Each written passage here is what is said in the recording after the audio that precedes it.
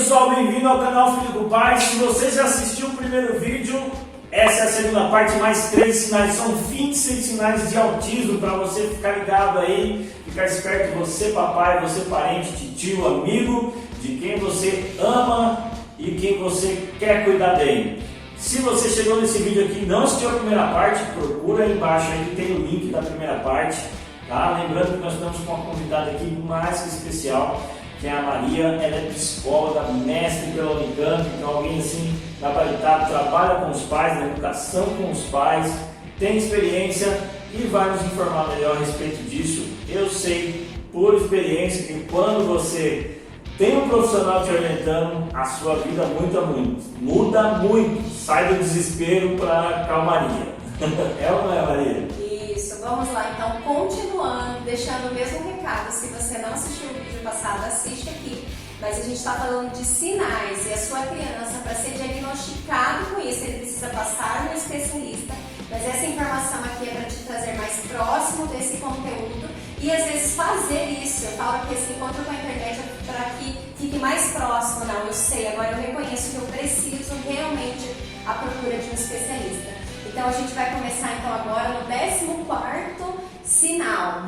E aí o 14º ponto também, né, falando dessa situação da fala, tem-se casos também de regressão na fala, às vezes por alguns dias, algumas semanas, alguns meses, mas você tá vendo o desenvolvimento aparentemente indo bem, e aí de uma hora para outra, né, tem essa regressão, também é um sinal que precisa ser observado. Outro ponto, né, o 15º ponto, a gente falando de fala, né, então a gente vai ver uma linguagem específica que às vezes a criança autista usa, né, então ele como se ele tivesse a própria linguagem, então você vai ver alguns sons, algum balbuciar, alguns usos de alguns sons que você vai ver com essa repetição, mas que parece que ele está se comunicando, mas é uma linguagem própria. E o 16º sinal são as repetições, né, de palavras ou de sons ou de comportamento, né, uma repetição incessante de uma fala, de um comportamento fora às vezes do contexto ou até que diz do contexto, né, mas ele vai repetir, não é como a criança, normalmente a criança repete, né, mamãe, mamãe, mamãe, né, para nos chamar, para chamar a atenção, mas ele vai fazer uma repetição incessante, né, persistente, que a gente começa a observar que não é, né, é fora do que a gente normalmente vê, né, uma repetição de uma palavra ou de uma ação repetidamente fazendo aqui, falando alguma coisa, falando. E o 17º ponto, né, também é bastante característico, são os comportamentos estereotipados, algumas ações, né, alguns movimentos de estereotipias que a gente observa já uma diferença. Às vezes tem esse balanço, que são as repetições, quase caí da cadeira, desculpa, né, os balanços. E o 18º também sinal, que é o andar nas pontas dos pés, que é muito característico da criança autista, que você também pode ter uma observação e uma atenção também mais focada nisso. E o 19º sinal, né, são as dificuldades, né, de aprendizagem. Às vezes eles têm alguns transtornos de aprendizagem associados com autismo, e por outro lado também a gente vai ver, né, crianças, né, com cognitivo também alto, que ele vai dar essas altas habilidades. Então são características que a gente precisa prestar atenção. O 20º sinal, que são os agrupamentos de objetos, de brinquedos, às vezes por cor, por forma, por tamanho. Então você vai ver a sua criança, essa é uma característica de muito pequenininho. Você já pode observar que ela vai agrupando, e se você mexe nesse agrupamento, né, se você bagunça essa situação para eles, isso é muito estressora por causa daquilo que eu falei, de uma rigidez que eles têm, né, com esse controle, com a rotina, com que eles reconhecem que é dessa forma que deveria estar. Então isso é estressante, então você vai observando desde muito pequeno esses agrupamentos de alguns de alguns objetos ou coisas que eles veem, às vezes é o chinelo, às vezes é o brinquedo, mas isso é específico também da criança autista. 21º ponto também, às vezes eles podem ter imitação de comportamentos do outro, do movimento da outra pessoa que está próximo a eles, involuntário. Você faz um movimento, ele também tem essa repetição desse movimento. 22º, a gente tem a vocalização, que são aqueles gritos, aqueles sons assim, grunhidos fortes, né, que a gente observa, parece que são involuntários.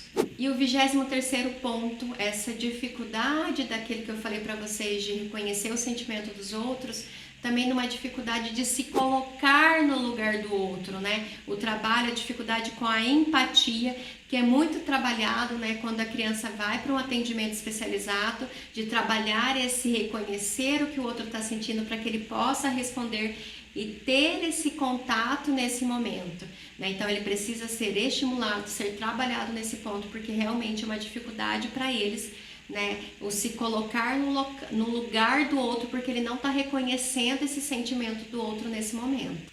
E o 24º sinal é o hiperfoco, né? Então você vai ver a sua criança muito focada em uma atividade, apesar lá da falta de atenção em várias outras coisas, focada em um conhecimento, em uma área, e ele se atém a isso. Então, às vezes são os números, são os planetas, são várias situações que às vezes as crianças focam e ele vai saber muito mais do que você, muito cedo. Ele espontaneamente vai à procura dessas situações e vai ter tudo que envolve aquela situação, ele vai ficar muito focado, né? Para tudo, se ele gosta de carro, então tudo ele vai saber dos carros, em qualquer lugar onde ele for ele vai procurar um carro e você vai ver um hiperfoco em uma situação.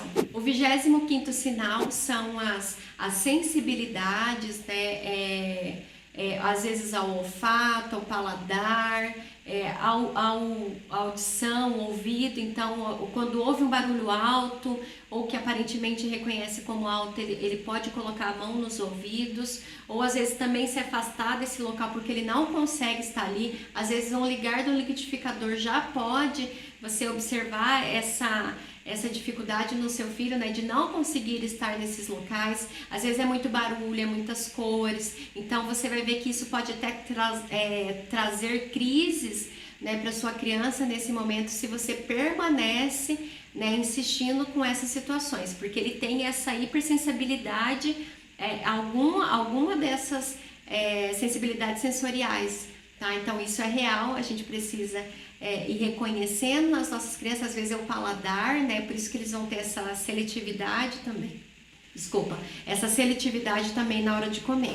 26º, né? Ele vai utilizar da mão da mãe, do braço do pai para levar. Você vai ver que a criança às vezes puxa o braço da mãe e o braço do pai para levá-lo ao objeto, ao lugar onde ele quer, né? O que ele precisa. Ele não vai usar fala, comunicação, mas ele vai puxar e vai falar, né, para que você mostre, ele te mostra o que ele quer, mas através de você. E aí a gente também vai chegar agora ao 27º, né? A gente falou 26, mas a gente vai falar também do 27º, que tem muito a ver com, que eu falei um pouco da impulsividade, mas as crianças também, né, os autistas também podem apresentar muita agressividade, tanto, né, a agressividade com o outro, como a autoagressividade, chegando até automutilações, né, o se machucar.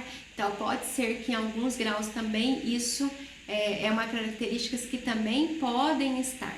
Então, só para encerrar, né, falando para vocês, a gente trouxe todas essas informações, né, dividimos em duas partes para vocês, mas eu quero que vocês tenham muita atenção, para que ouça isso com sensibilidade, né? É um agrupamento de situações que a gente falou, mas procure um especialista para quando você reconheceu que alguma dessas situações, né, você observa na sua criança, então vá procurar ajuda.